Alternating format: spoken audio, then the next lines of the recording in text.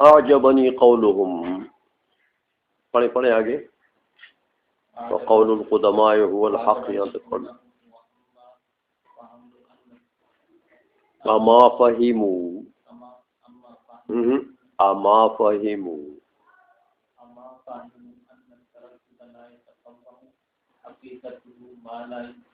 ما لم يتعلق بالوقوع فالمدرك في الصورتين واحد والتفاوت في الإدراك ني أو ترددي فقول القدماء هو الحق.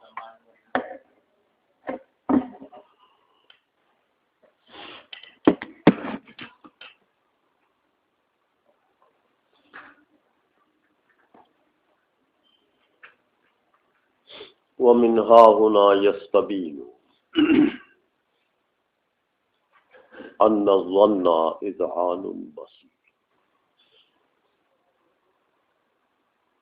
کہتے میاں یہ جو ہا ہونا کا لفظ ہوتا ہے اسی طرح من سما کا لفظ، من ہا ہونا کا لفظ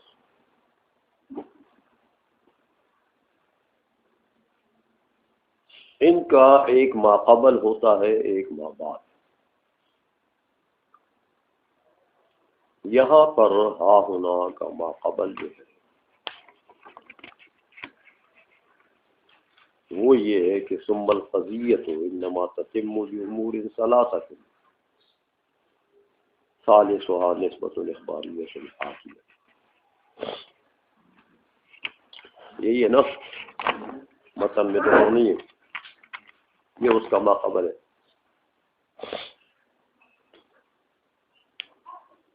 تو قاعدہ یہ ہے کہ منہا ہونا کا ما قبل منہا ہونا کے ما بعد کے لیے دلیل لمی ہوا کرتا ہے. دلیل لمی جانتے ہو نا، علت سے معلوم پر استدلال.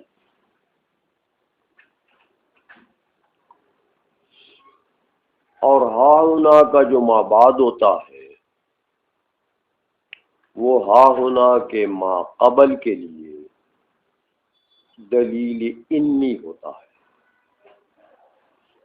دلیل انی ہوتا ہے. تو ہا ہونا کا ما بعد جو ہے یہاں پر دیکھو کہ ان الظن اذعان بسيط، یہ ایک دعویٰ ہے کہ ظن جو ہے یہ اذعان بسیط ہے.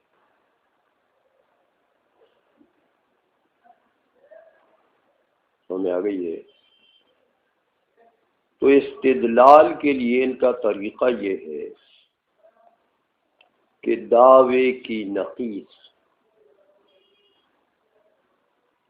کو قیاسی شرطی بناؤ، اور قیاسی شرطی میں دعوے کی نقیض قضیہ شرطیہ میں، شرطیہ متصلہ میں دعوے کی نقیض کو مقدم بناؤ، اور نقیض کا جو لازم ہوگا اس کو تالی بناؤ.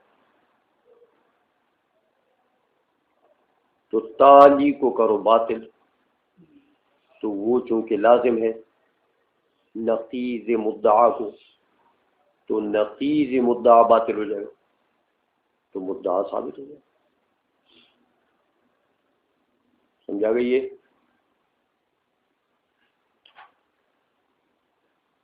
یہ طریقہ اختیار کرتے ہیں قیاسی شرطی اتصالی کا.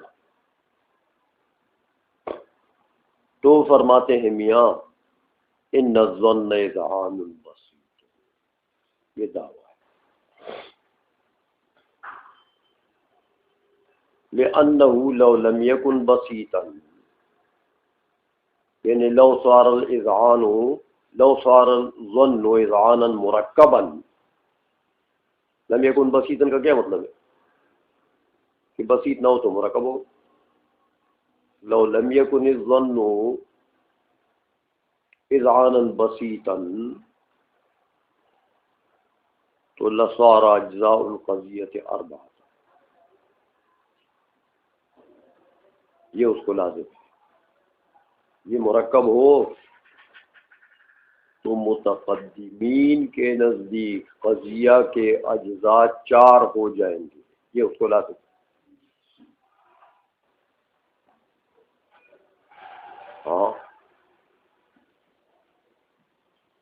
لیکن اجزاء القضیۃ لیست باربعۃ. یہ اس کو باطل کرو، تالی کو باطل کر دو. تالی لازم ہے نا، اس کو باطل کر دو. کیا اجزاء قضیہ تو اربعہ نہیں ہے میاں؟ متقدمین کے نزدیک تو اجزاء قضیہ 3 ہے، اربعہ تو ان کے نزدیک باطل ہے. تو تالی تو باطل ہے. سمجھ میں آئیے؟ تو جب تالی باطل ہے تو مقدم بھی باطل. تو مقدم کیا تھا؟ نقیض دعویٰ. لو لم یکن الظن اذعانا بسیطا، یہ نقیض تھا نا، الاذعان بسیط کا، تو مقدم بھی باطل ہو گیا. تو دعویٰ ثابت ہو گیا کہ ظن اذعان بسیط ہے. سمجھ میں آ گئی ہے؟ دیکھو میاں، وہی ما قبل دلیل لمی بنا نا. کیا اجزاء قضیہ کیا ہے؟ 3 ہے، 4 تو باطل ہے. سمجھ میں آ گئی ہے؟ لازم کو باطل کر دیا ما قبل کے قول سے، تالی کو باطل کر دیا تو مقدم باطل ہو گیا، تو مدعا ثابت ہو گیا. سمجھ میں آ گئی ہے؟ اسی طرح دیکھو، ما قبل کو دعویٰ بنا لو. اجزاء القضیۃ ثلاثۃ فإنه لو لم يكن اجزاء القضیۃ ثلاثۃ فيكون الظن اذعانا مرکبا. یہ ما بعد والا دلیل ہے اس کے ما قبل پر. سمجھ آ گئی ہے؟ مان لو کہ اجزاء قضیہ 3 ہے متقدمین کے نزدیک. اگر 3 نہیں مانتے ہو تو 3 نہ ماننا ملزوم، اور ترکیب ظن اس کو لازم. تو لازم تو باطل ہے میاں، ابھی پڑھ چکے ہو. سمجھ آئیے؟ تو جب لازم باطل ہے تو فالملزوم مثلہ، لہذا نقیض دعویٰ باطل. تو اجزاء کتنے ثابت ہوئے؟ سمجھ میں آ گئی ہے؟ یہ من ہا ہنا اور من ثم کا قانون ہے کہ جہاں عبارات میں یہ من ہا ہنا یا من ثم آ جاتا ہے تو اس کا ما قبل ما بعد کے لیے دلیل لمی ہوا کرتا ہے، اور ما بعد ما قبل کے لیے دلیل انی ہوا کرتا ہے. لیکن طریقہ یہ ہوتا ہے کہ قیاس شرطی کے طریقے سے نقیض مدعا کو مقدم بناؤ اور اس کا لازم لے آؤ. تو لازم کو باطل کرو تو نقیض مدعا باطل، تو مدعا ثابت. دونوں طریقوں میں، انی میں بھی اور لمی میں بھی یہ طریقہ. سمجھ میں آ گئی ہے؟ اچھا، یہ تو پہلی بات ثابت ہو گئی ہے. اب کہتے ہیں یار یہ تو متقدمین کا مذہب تھا کہ اجزاء قضیہ 3 ہے، موضوع محمول اور نسبت تامہ خبری حکایت کے درجے میں یہ چیز ہے.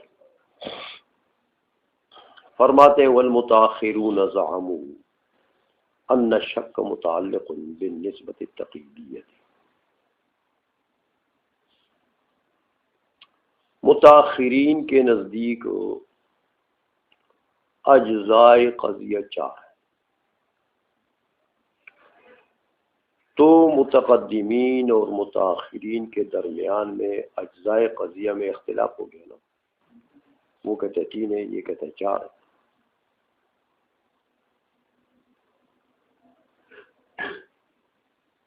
اصل میں یہ جو اختلاف ہے کہ اجزاء قضیہ 3 ہے یا 4 ہے،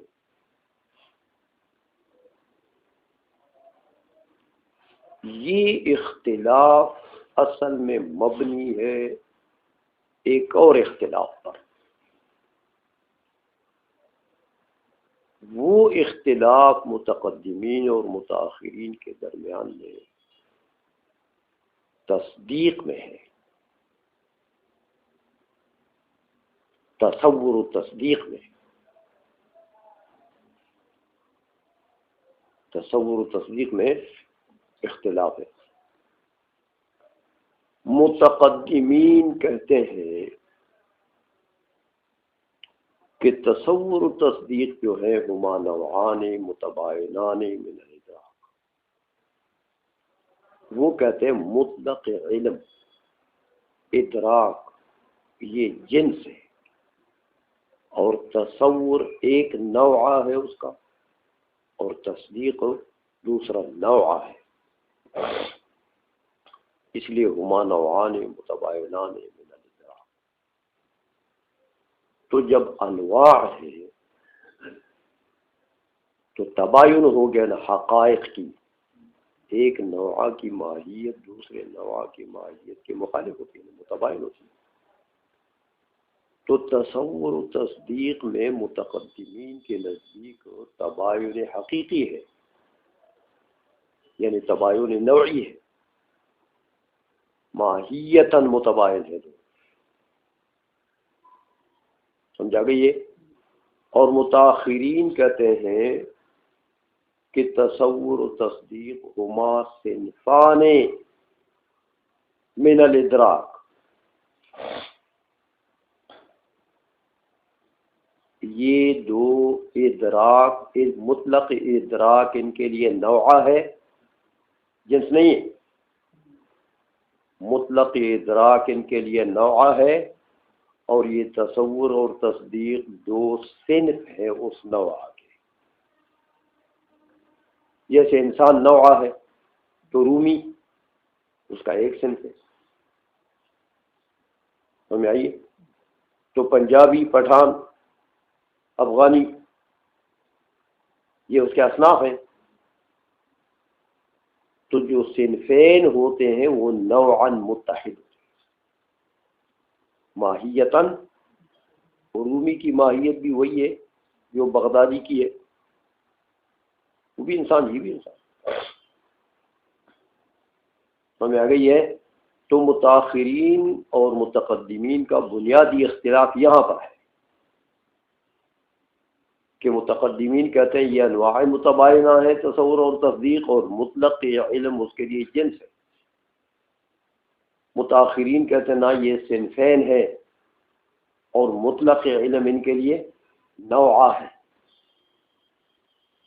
اب آ گئے یہاں پر، یہ اختلاف تو ان کے درمیان میں ہے، سمجھ آ گئی ہے؟ تو جب اجزاء قضیہ پر آئے تو یہاں بھی اختلاف بن گیا، اس کو بھی لتاڑ دیا، سمجھائیے؟ کہ انہوں نے کہا یار، متقدمین نے کہا کہ دیکھو دو نوعین متباینین، لہذا ان کا متعلق تصور تصدیق دونوں کا متعلق ایک ہے، نسبت اسلام خبری ہے بس، سمجھائیے؟ تو انہوں نے کہا کہ متعلقاً اگر اتحاد ہو دونوں میں تو اس سے کوئی فرق نہیں پڑتا، کیونکہ ان میں تباین نوعی ہے، تباین نوعی ہے، ماہیت ایک تصور کی تصدیق کی ماہیت کے مخالف ہے، لہذا اگر متعلق ایک ہو تو اس سے کوئی فرق نہیں پڑتا، اتحاد بین تصور اور تصدیق لازم نہیں آتا، کیونکہ وہ تو ماہیتاً ایک دوسرے کے مباحث ہے۔ لہذا انہوں نے کہا دونوں کا متعلق ایک ہے، وہ کیا چیز ہے؟ نسبت تامہ خبر. یا داخل یہ کہ اجزاء کتنے ہو گئے؟ 3. سمجھے ہو؟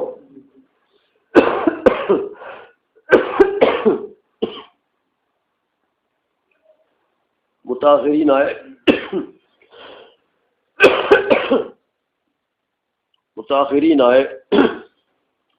انہوں نے کہا یار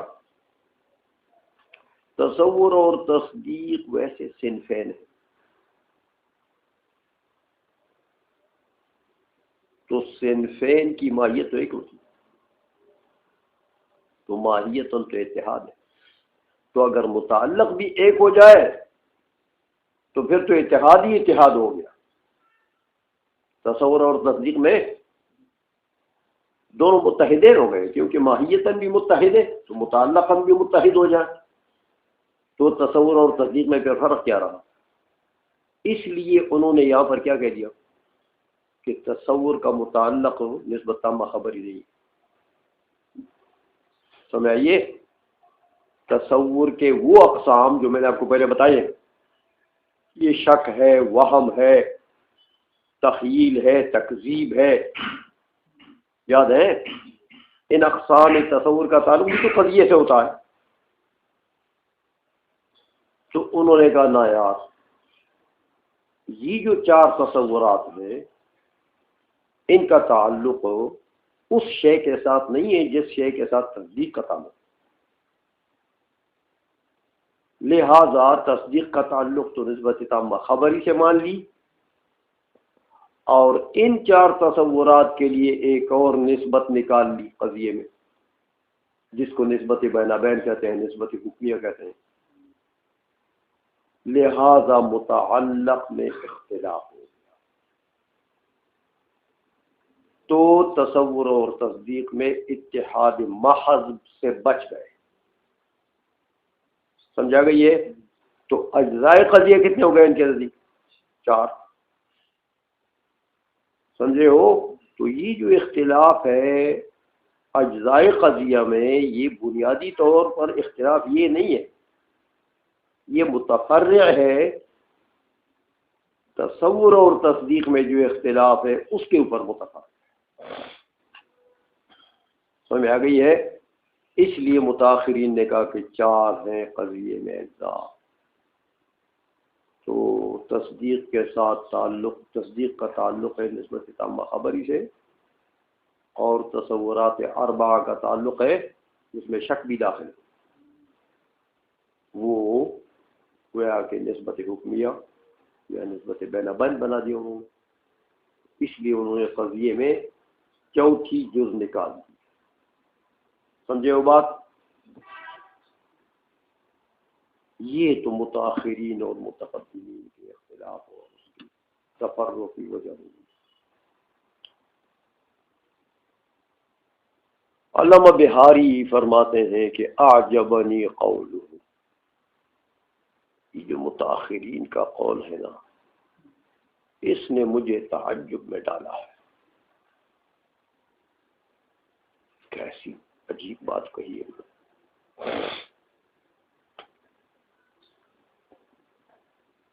کہ کیا نکالا؟ تصور کے لیے متعلق نکالا ہے نسبت بین بین. اس چیز نے مجھے تعجب میں ڈال دی. علامہ بہاری فرماتے ہیں، دیکھو میاں، کہتے یار انہوں نے اتنا نہیں سوچا ان متاخرین نے کہ تصور جو شک ہے یا اس کے جو سنگی ہیں وہم وغیرہ، شک کس کا نام ہے؟ تردد کا. تردد کا کیا مطلب؟ میاں کہ بندے کو تردد ہے کہ آیا یہ قضیہ جو حکایت کا درجہ ہے یہ محکی عنہ سے مطابق ہے کہ نہیں ہے، اور دونوں جانبین برابر ہیں. یہ حکایت محکی عنہ کے مطابق ہے یا نہیں ہے؟ تو ہے نہیں، دونوں مساوی. ہو سکتا ہے ہو سکتا ہے نہ ہو سکتا ہے ہو سکتا ہے نہ ہو. یہ تردد اس کا نام ہے کہ حکایت کا درجہ محکی عنہ کے مطابق ہے کہ نہیں ہے.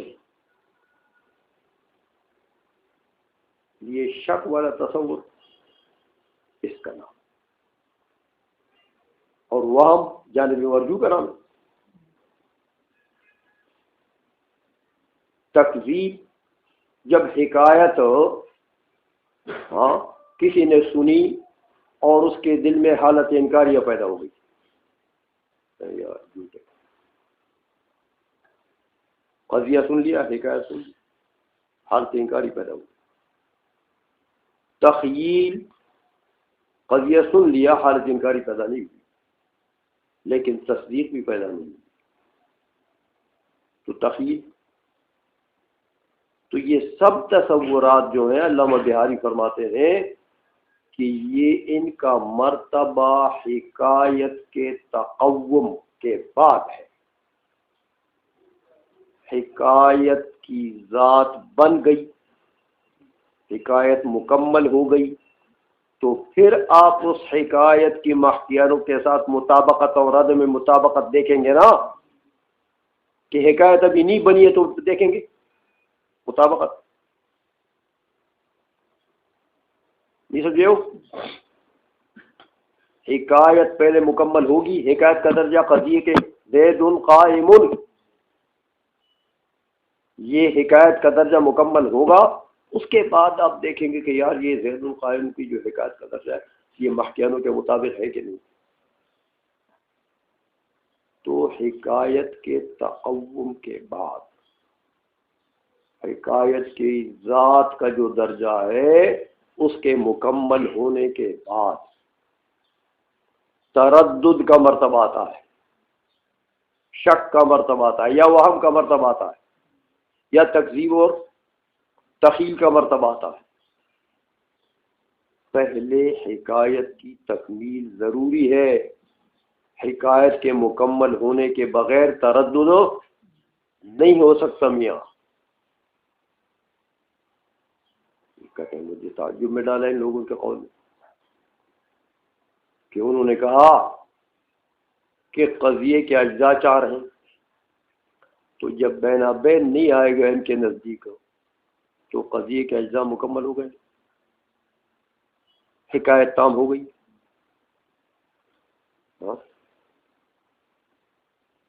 نہیں سمجھے ہو؟ تو انہوں نے تو یار حکایت کے ابھی تام ہوئی نہیں ہے، تو شک کا تقوم کر دیا. سمجھا گئی ہے؟ تو اللہ کے بندو یہ مرتبہ تو حکایت کے کمال کے بعد ہے. حکایت مکمل ہوگی تو پھر جا کے شک آئے گا. تو شک کا متعلق اگر تم الگ کرتے ہو تو وہ تو حکایت تو پہلے مکمل ہو گئی، تو کدھر وہ داخل کرو گے اس کو؟ حکایت کی تکمیل ہوتی ہے کس سے پہلے پڑھ چکے ہو کہ نسبت تامہ خبری قضیے کا آخری جز ہے.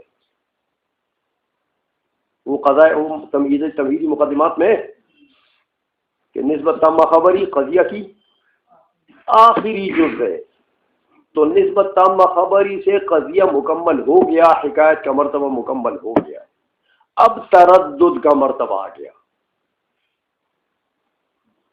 کہ یہ حکایت جو مکمل ہو گئی یہ محکیانوں کے مطابق ہے یا نہیں. تو تردد تو تمہارا حکایت کے مرتبے کے بعد آیا ہے.